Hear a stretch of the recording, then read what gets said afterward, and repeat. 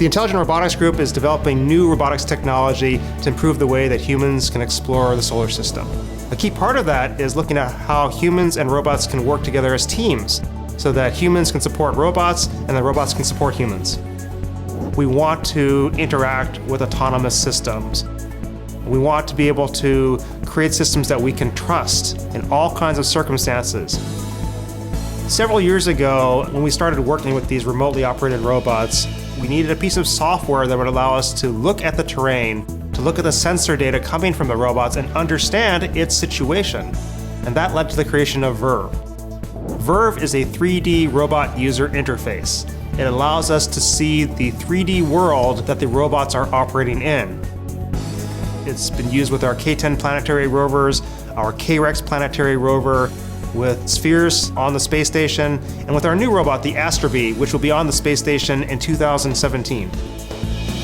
In 2013, we carried out a series of tests with astronauts on the International Space Station. And in those tests, we had astronauts who were flying 200 miles above the Earth remotely operate a robot, the K-10 planetary rover, here in California.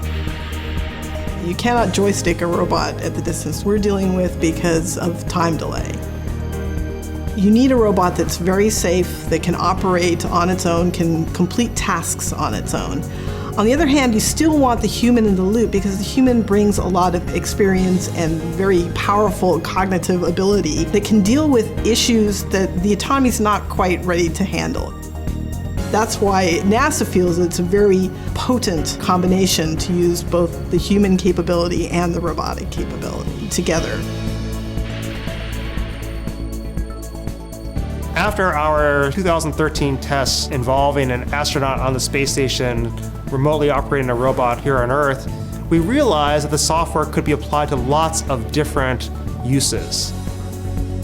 One of those uses happened to be supporting the operation of an autonomous vehicle. We were very excited when Nissan was interested in applying this to self-driving cars. One of the key goals of NASA is to transfer technology out to the commercial sector for broader use. When we engage in these type of partnerships, we have a real opportunity to gain knowledge from them as well.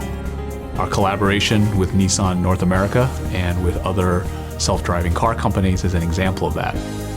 One of the things we gain is to learn how our autonomy is used and how humans interact with that.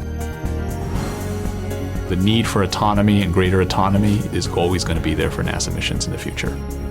But seeing it applied in a real-world example of self-driving cars, for example, we will get that knowledge and benefit as well. I love robots. I help build and test them. In the future, I see robots everywhere. We have the potential of this technology reaching thousands or millions of people, and that's really exciting.